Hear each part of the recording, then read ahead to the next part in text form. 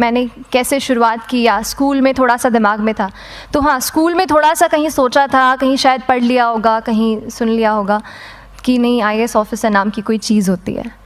लेकिन तब ये भी नहीं पता था कि यार UPSC नाम की कोई एग्ज़ाम है, सिविल सर्विस एग्ज़ाम है, उससे और भी पोस्ट में आप सिलेक्ट हो सकते हैं, ऐसा कुछ नॉलेज नहीं था। जब मैं अपने कॉलेज लेवल में आई, जब कॉलेज में एडमिशन लिया, मैंने भोपाल से ही प्राइवेट इंजीनियरिंग कॉलेज से केमिकल इंजीनियरिंग किया है, और उस दौरान मुझे जब मैंने सोचना शुरुआत की कि क्या बनना है, कंटेम्पलेट किया कि एग्जैक्टली क्या करियर चाहती हूँ, तो लगा कि यार कहीं जो पुरानी ड्रीम थी, एक जो सपना था, वो अभी उसको सामने लाना चाहिए। फिर इस बारे में और पढ़ा, और तब खान स्टडी ग्रुप भोपाल में सेंटर वहाँ पे जैसे शुरू हो गया था, तो मेरा जो फाउंडेशन कोर्स है मैंने वहाँ से किया। और इस एग्ज़ाम के बारे में जो चीज़ें मुझे 1-2 साल में समझ में आई हैं, वो कुछ चीज़ें मैं आपसे शेयर करना चाहती हूँ। सबसे पहली चीज़ जो पहले जय और रचना हम दोनों बोल चुके हैं कि कंसिस्टेंसी। आप अगर दिन में, कई बार हमसे सवाल पूछते हैं कि आप कितने घंटे पढ़ाई करते हैं, तो देखिए घंटे मैटर नहीं करते। कोई 17-18 घंटे हमें नहीं पढ़ना है, उतना हम पढ़ भी नहीं सकते। एक दिन पढ़ सकते हैं, दूसरे दिन नहीं पढ़ पाएंगे। 5 से 6 घंटे ही आपको देने हैं या उतने निकालने हैं, पर वो जो वक्त आप अपनी पढ़ाई को देते हो, वो कंसिस्टेंटली आपको रोज़ उतना ही अपने पढ़ाई को देना है। Consistency is the key, that is the first and the most important thing जो आपको ध्यान में रखनी है। दूसरी चीज़ इस एग्ज़ाम में मुझे लगता है इक्वली इम्पॉर्टेंट है, क्योंकि ये जर्नी लंबी होती है। जैसे एग्ज़ाम ही 1 साल तक चलती है, आप प्रीलिम्स देते हैं, फिर आप मेंस देते हैं, आप इंटरव्यू में जाते हैं पर्सनालिटी टेस्ट के लिए, तो एग्ज़ाम 1 साल तक खुद चलती है। उसके पहले मान लीजिए आप 1-1.5-2 साल पहले से प्रिपेयर कर रहे हो, तो ये जर्नी काफ़ी लंबी रहती है। उस जर्नी में मेंटली अपने आप को मोटिवेट रखना, अपने आप को बूस्ट करते रहना, वो भी इक्वली इम्पॉर्टेंट है, और इसीलिए अपने आप पर भरोसा बेहद ज़रूरी है। You need to have a faith in yourself कि अगर आपने इसमें कदम रखा है, अगर आपने सोचा है कि आप सिविल सर्विस एग्ज़ाम देना चाहते हैं और देंगे, तो आपको ये ठान के उसमें जाना है कि हाँ, मैं ये कर सकता या कर सकती हूँ। ये एक अपना मोटिवेशन, अपने साथ एक फेथ, बिलीफ अपने ऊपर आपको हमेशा रखना है। कमिंग टू प्रेपरेशन की कैसे तैयारी करनी है, बहुत सारी बातें आप सुन चुके हैं कि आंसर राइटिंग में कैसे करना होता है, आंसर राइटिंग का स्ट्रक्चर कैसा होना चाहिए। तो मैं शुरू में सबसे पहले ये कहूँगी कि मेरे प्रिपरेशन का बेस 2 चीज़ें रहीं।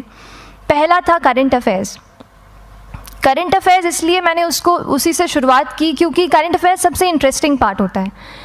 कई बार आपको हिस्ट्री कभी बोरिंग लगेगी, कई बार आपको लगेगा ज्योग्राफी इतना, कभी हर किसी के अपने अपने फेवरेट्स होते हैं। तो मुझे वो जो सब्जेक्ट्स लगते थे कि यार इतना मन नहीं करता है, लेकिन न्यूज़पेपर्स और करंट अफेयर्स में जो भी नया चल रहा है वो मुझे हमेशा इंटरेस्टिंग लगता था। इंटरनेशनल रिलेशंस में क्या हो रहा है, क्या सोशल रियलिटीज़ हैं, कहाँ क्या हुआ, उसका क्या इम्पैक्ट पड़ेगा एडमिनिस्ट्रेशन पे और हमारी कंट्री पे, तो उसको आप अपना एक बेस बना सकते हो। आप करंट अफेयर्स बेस्ड प्रिपरेशन कर सकते हैं, इसलिए भी क्योंकि अगर आप मेंस एग्ज़ाम देखेंगे तो काफ़ी डायनामिज्म आ गया है, केवल प्रीलिम्स में नहीं बल्कि जनरल स्टडीज़ पेपर 2, पेपर 3 में भी आप देखेंगे कई सारे ऐसे सवाल हैं जो करंट इवेंट्स से इंस्पायर्ड होते हैं, उन पे बेस्ड रहते हैं। तो जब आप न्यूज़पेपर बेस्ड, करंट बेस्ड पढ़ाई करते हैं तो वो आपका प्रिपरेशन वहाँ से भी कवर हो सकता है। दूसरी जो चीज़ मैंने जिस पे बहुत फोकस किया वो थी आंसर राइटिंग। तो आंसर राइटिंग का जैसे खान सर बता रहे थे कि आंसर राइटिंग की प्रैक्टिस बहुत की, तो उसके पीछे मेरा ये था कि जब मैं हमेशा प्रीलिम्स का कोई भी पेपर टेस्ट देती थी, हम मॉक टेस्ट देते हैं, तो मॉक टेस्ट देती थी तो हमेशा मेरे मार्क्स करीब 90 to 110, 120, इससे ऊपर मेरे कभी मार्क्स नहीं जाते थे। तो मुझे हमेशा ये डर था कि यार प्रीलिम्स में कहीं मेरा कुछ, क्योंकि कट ऑफ भी इसी कुछ रेंज में जाता है, तो हमेशा लगता था कि यार कुछ गड़बड़ यहाँ ना हो जाए। लेकिन जब मैंने आंसर राइटिंग की और मेंस एग्ज़ाम के बारे में जाना, तब मुझे लगा कि आंसर राइटिंग एक ऐसी चीज़ है, मेंस एक ऐसा फेज़ है सिविल सर्विस एग्ज़ाम का जहाँ पे आप अच्छे से तैयारी कर सकते हैं। And if you have written the answers, if you know कि you have covered the points well, if you have included उसमें कुछ आपने facts, international reports, government schemes, आपने कुछ ऐसे उसमें सॉल्व भी डाला है, तो जो रिज़ल्ट आएगा वो सेटिस्फैक्ट्री ही आएगा, अच्छा ही आएगा। तो मेंस एक ऐसा पार्ट है जिस पे आप काफ़ी बैंक ऑन कर सकते हो। मैं जब पर्सनालिटी टेस्ट भी मैंने दिया, तो इस बार भी आप नंबर्स देखेंगे तो आसपास की रैंक के हिसाब से मेरे नंबर्स उसमें कम हैं, लेकिन it is just the general studies and the answer writing part, जो मेंस के जो वो है मार्क्स हैं या मेंस का जो एक फैक्टर रहा, वो मेरे लिए सबसे ज़्यादा इंपॉर्टेंट डिसाइडिंग फैक्टर रहा है।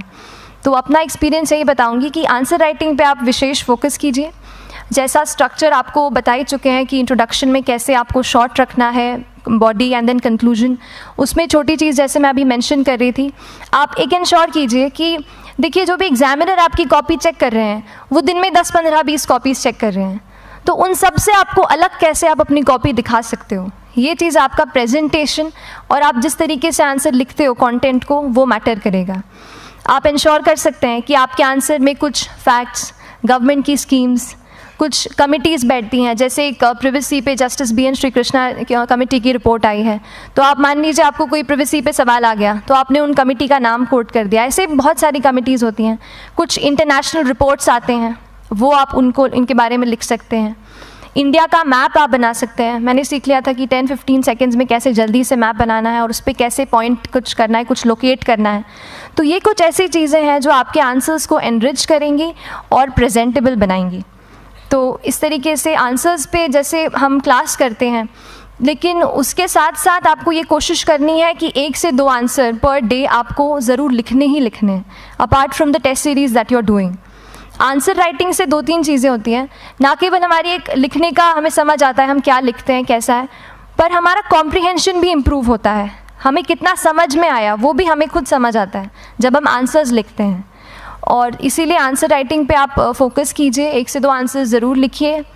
और आंसर राइटिंग के बाद the third pillar of my preparation जो काफ़ी इंपॉर्टेंट जिसने रोल प्ले किया, that was tests and test series and मॉक्स।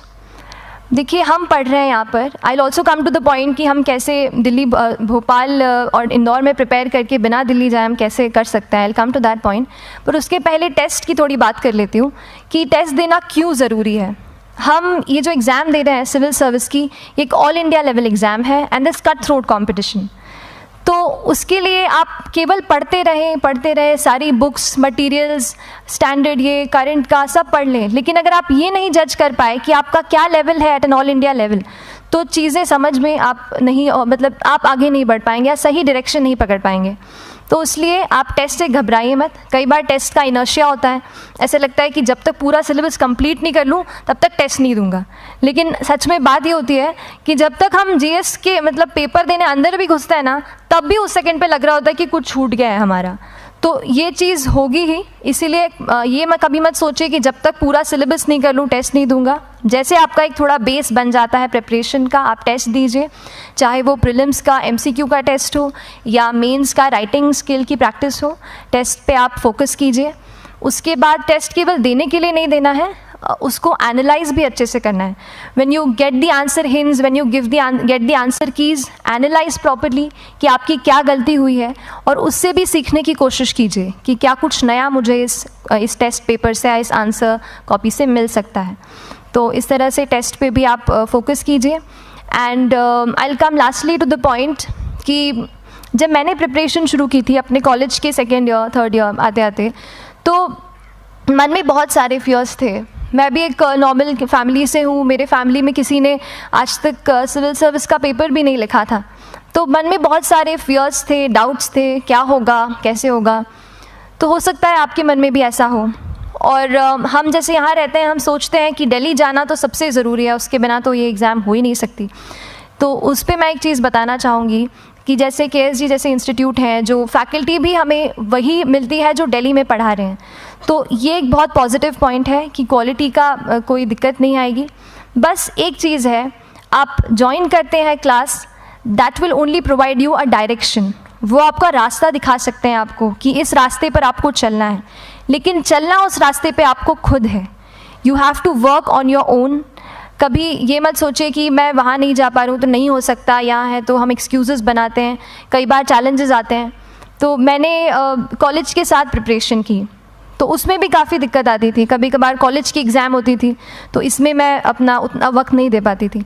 तो उस मोमेंट पे फिर प्लानिंग ने मुझे बहुत हेल्प किया कि हम किस तरीके से अपने कॉलेज के एग्ज़ाम के लिए प्लान कर लें।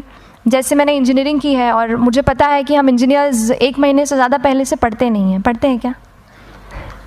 तो वो चीज़ आप ध्यान रख सकते हो, उसको अपना स्ट्रॉन्ग पॉइंट बना सकते हो। 1 से 1.5 महीना जब exam is approaching, I use to plan my entire syllabus का प्रिंट आउट निकाल के I use to make my notes, उस तरीके से उसको मैं उसको संभाल लेती थी। तो whenever you are managing those things together, focus on planning, किस तरीके से आप एक माइक्रो प्लान बनाएं, अपना डेली एक प्लान बनाएं, वीकली टारगेट सेट करें और एक ब्रॉड विजन दिमाग में रखें कि ब्रॉडली आप मंथ्स में क्या कवर करने वाले हैं। अगर आप प्लानिंग अच्छे से करते हैं तो ज़्यादातर पोर्शन आपका वहीं से कवर हो जाता है। और